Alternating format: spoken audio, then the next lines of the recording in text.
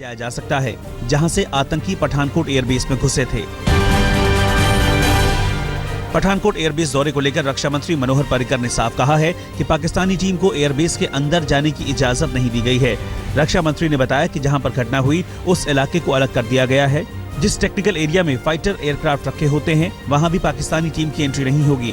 Airbase से संवेदनशील इलाकों को कवर कर दिया गया है। यही नहीं, पाकिस्तानी टीम वायुसेना और सेना से जुड़े लोगों से बात नहीं कर सकती।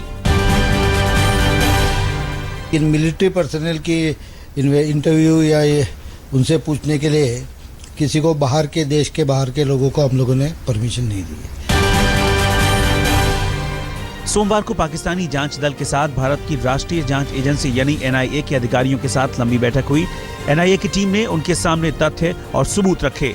पठानकोट एयरबेस का दौरा करने से पहले पाक टीम ने NIA के सामने कुछ मांगे रखी। टीम ने आतंकियों के साथ मिलीभगत के शक के घेरे में आए SP सलविंदर सिंह और उसके परिवार का ब्यौरा मांगा है। पाकिस्तानी जांच दल पठानकोट एयरबेस से कमांडर से पूछताछ की इजाजत भी चाहता है। इसके साथ ही आतंकियों की पोस्टमार्टम, DNA रिपोर्ट और आतंकियों के पास से मिले मोबाइल फोन की भी मांग की गई है। इस बीच पाकिस्तानी जांच टीम को भारत आने की इजाजत दिए जाने को लेकर विपक्षी दलों ने सरकार पर निशाना साधा है। कांग्रेस नेता RPN सिंह का कहना है कि पाकिस्तान टीम जांच के लिए आई है, लेकिन समस्या ये है कि जैश-ए-मोहम्मद जैसे आतंकी संगठनों को सेना और ISI का समर्थन हासिल है, यानी आरोपी को खुद जांच की इजाजत दे दी गई है। दिल्ली विधानसभा में आम आदमी पार्टी के विधायकों ने पठानकोट आतंकी हमले और इसकी जांच को लेकर पाकिस्तानी टीम का मुद्दा उठाया है और सुरक्षा पर बहस की मांग की। कुछ विधायकों ने विधानसभा में पाकिस्तानी टीम गो बैक के बैनर भी लहराए। मुख्यमंत्री अरविंद केजरीवाल ने ट्वीट कर इसे शहादत की सौदेबाजी बताया और लिखा कि ISI को बुलाकर मोदी सरकार ने पाकिस्तान के आगे घुटने टेक दिए हैं। भारत के लोग ये कतई बर्दाश्त नहीं करेंगे।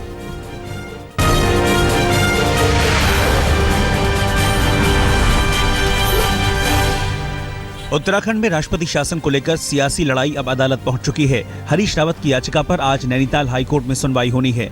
हरीश रावत ने अपनी याचिका में राष्ट्रपति शासन लगाने के फैसले को चुनौती दी है। उत्तराखंड के बाद हिमाचल कांग्रेस में भी बगावत की आशंका जोर पकड़ने लगी है। हिमाचल प्रदेश के मुख्यमंत्री वीरभद्र सिंह ने कांग्रेस अध्यक्ष सोनिया गांधी से मिलकर ये आशंका जताई है। वीरभद्र सिंह ने केंद्र पर आरोप लगाया है कि वो उनके सूबे के खिलाफ साजिश की तैयारी में है। वरिष्ठ नेताओं का समय मिलना पक्का होने के साथ ही शपथ ग्रहण की तारीख पक्की हो जाएगी। महबूबा मुफ्ती जम्मू कश्मीर की पहली महिला मुख्यमंत्री बनने जा रही हैं। इस बार भी बीजेपी के निर्मल सिंह ही उप मुख्यमंत्री बनेंगे। प्रधानमंत्री नरेंद्र मोदी आज रात 3 देशों के दौरे पर ब्रुसेल्स रवाना होंगे। ब्रुसेल्स में PM Modi India European union सम्मेलन में हिस्सा लेंगे। ब्रुसेल्स के बाद PM 31 मार्च और 1 अप्रैल को वॉशिंगटन में चौथे राष्ट्रीय सुरक्षा सम्मेलन में शामिल होंगे। 2 अप्रैल को वो दिन के दौरे पर सऊदी अरब के रियाद जाएंगे। हैदराबाद सेंट्रल यूनिवर्सिटी के छात्र रोहित वेमुला की खुदकुशी के मामले में कांग्रेस नेताओं का दल आज राष्ट्रपति प्रणब मुखर्जी से मिलेगा। कांग्रेस के नेता वरिष्ठ नेता सुशील कुमार शिंदे ने कहा कि वेमुला को न्याय दिलाने के लिए पार्टी की जंग जारी रहेगी। हैदराबाद यूनिवर्सिटी के छात्र रोहित वेमुला की खुदकुशी के मामले में JNSU की शेहला मसूद और रामानागा ने राष्ट्रीय मानवाधिकार आयोग को ज्ञापन सौंपा है।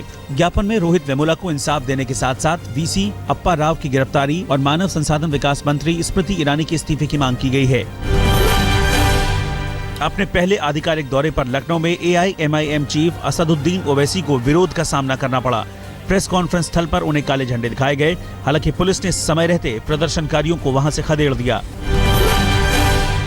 लखनऊ में ओवैसी ने मुजफ्फरनगर दंगों को लेकर यूपी की अखिलेश सरकार पर निशाना साधा।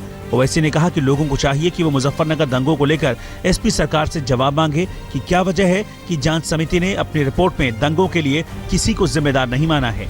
ओवैसी ने कहा कि युवाओं का उत्साह देखकर वो कह सकते हैं कि विधानसभा चुनाव में उनकी पार्टी की जीत होगी। नारेबाजी के बीच उन्होंने कहा, हमारा नारा जय मीम और जय भीम है।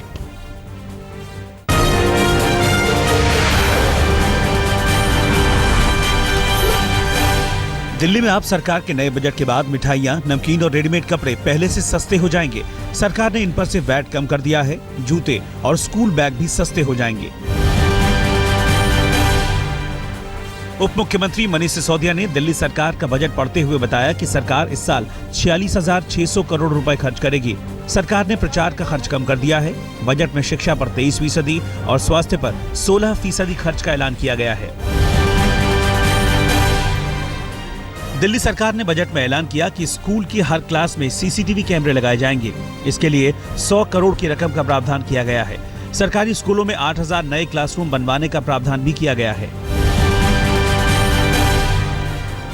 राजधानी में स्वास्थ्य सेवाओं का स्तर सुधारने के लिए दिल्ली सरकार ने 5,259 करोड़ रुपए का प्रस्ताव रखा है। अगले 2 साल में सरकारी अस्पतालों में 10,000 अतिरिक्त बेडों की व्यवस्था का उद्देश्य रखा गया है। साथ ही इस साल के अंत तक 1,000 नए मोहल्ला क्लिनिक खोलने की भी योजना है। राजधानी दिल्ली में महिलाओं की सुरक्षा अहम मुद्दा रहा है। मनीष सिसोदिया ने कहा कि दिल्ली के सभी विधानसभा क्षेत्रों में मोहल्ला रक्षक दल स्थापित किए जाएंगे। सरकार ने इसके लिए 200 करोड़ रुपए का प्रावधान किया है।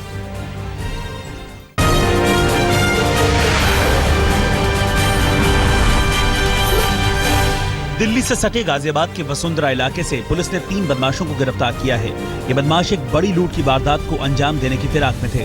बदमाश बैंक से 10 लाख रुपए की लूट करना चाहते थे, लेकिन वारदात से पहले ही पुलिस ने इन्हें धर दबोचा। साजिश में बैंक का एक कर्मचारी भी शामिल था।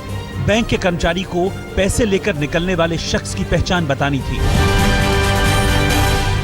कानपुर में ट्रक हादसे में युवक की मौत पर जमकर बवाल हुआ। लोगों का कहना था कि ट्रक गलत दिशा से आ रहा था। संजय नाम के लड़के की हादसे में मौत हो गई। हादसे को लेकर गांव वालों में जबरदस्त गुस्सा है। लोगों ने ट्रक में आग लगा दी और हाईवे जाम कर दिया। ट्रक ड्राइवर मौके से फरार हो गया। यूपी के हमीरपुर में एसपी नेता और पूर्व जिला पंचायत अध्यक्ष गौरी मिश्रा की घर पर तैनात सिपाही की हत्या को लेकर जबरदस्त हंगामा हुआ। परिवार वालों के मुताबिक मनीष शर्मा को प्राइवेट गार्ड ने गोली मारी थी। घटना के बाद गौरी मिश्रा अपने पति के साथ फरार हो गई। इधर घटना के विरोध में शव को सड़क पर रखकर परिवार वालों ने कई घंटे तक सड़क जाम रखी। सूरत क्राइम ब्रांच ने बिल्डर को फोन कर 2 करोड़ की फिरौती मांगने वाले गैंग के 5 बदमाशों को गिरफ्तार किया है। पुलिस की माने तो पकड़े गए लोग प्रवीण राउत नाम के एक हिस्ट्री शीटर आरोपी के लिए काम करते हैं। गिरोह का सरगना अभी भी पुलिस की गिरफ्त से बाहर है। ये गैंग बिल्डर और उनके बेटे को जान से मारने की धमकियां दे रहा था। बिहार के मुजफ्फरपुर में नवविवाहिता बेटी के साथ छेड़खानी का विरोध करने वाले पिता की बदमाशों ने पीट कर हत्या कर दी। दबंगों ने पीड़ित लड़की की भी सरेआम पिटाई की। पुलिस ने पीड़ित के बयान के आधार पर 6 लोगों के खिलाफ केस दर्ज किया है। राजस्थान के बाड़मेर में खाना बनाते वक्त गैस सिलेंडर में आग लग गई। सिलेंडर में धमाके से पूरे इलाके में अफरा तफरी मच गई। घटना की जानकारी मिलते ही दमकल कर्मी मौके पर पहुंचे। पुलिस और फायर ब्रिगेड के कर्मचारियों ने मिलकर घर में रखे 4 और सिलेंडरों को बाहर निकाल दिया, जिससे बड़ा हादसा टल गया। राजस्थान के बूंदी के हिंडोली कस्बे में एक गाय को बचाने में राजस्थान रोडवेज की एक बस, वैन, ट्रैक्टर और बाइक से टकरा गई। हादसे में बस में सवार आधा दर्जन लोग जख्मी हो गए। महाराष्ट्र में नांदेड़ जिले के काकाकंडी गांव में पानी के टैंकर से कुचलकर 13 साल के एक बच्चे की मौत हो गई। चलते टैंकर में पानी का पाइप डालते वक्त बच्चे का पैर फिसल गया था। नोएडा पुलिस ने सुपारी किलिंग के लिए कुख्यात जाहिर लंबू गैंग के 4 बदमाशों को मुठभेड़ के बाद गिरफ्तार किया है। मुठभेड़ नोएडा के सेक्टर 71 के पास सोरखा के जंगल में हुई। क्राइम ब्रांच के मुताबिक नोएडा में एक गैंग कार लूट के इरादे से जमा हुआ था। इनकी साजिश कैराना से शामली के बीच कैश वैन लूटने की थी।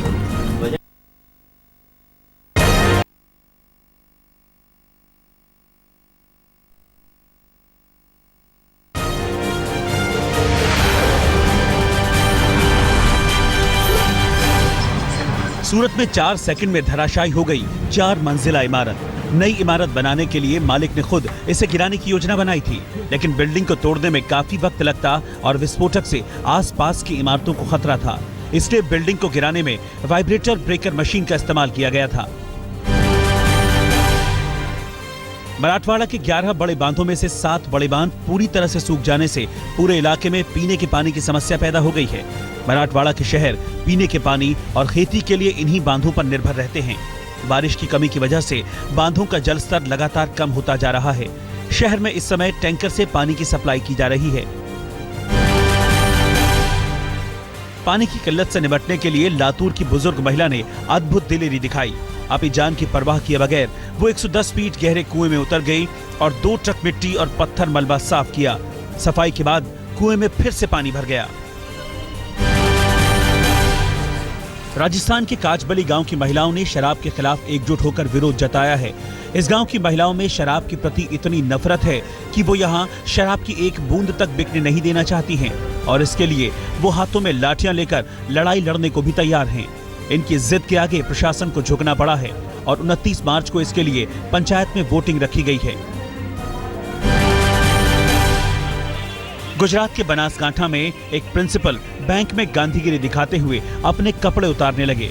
प्रिंसिपल बैंक में छात्रों का अकाउंट खुलवाने गए थे ताकि सरकार की तरफ से मिल रही छात्रवृत्ति का फायदा मिल सके।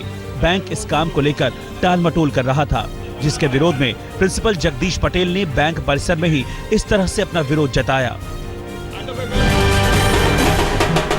शिरडी साईं मंदिर में रंगपंचमी के अवसर पर हजारों श्रद्धालुओं ने ढोल नगाड़े के साथ नाचते गाते हुए होली मनाई। रंगपंचमी का त्योहार मनाने के लिए हर साल कई विदेशी सैलानी शिरडी आते हैं। इस मौके पर साईं बाबा के रथ का जुलूस भी निकाला जाता है। पूर्व मुख्यमंत्री हरीश जी, क्यों नहीं आप अपने घर को संभाल पाए? कैसे हुआ ये सब? देखिए, जब निरंकुश हो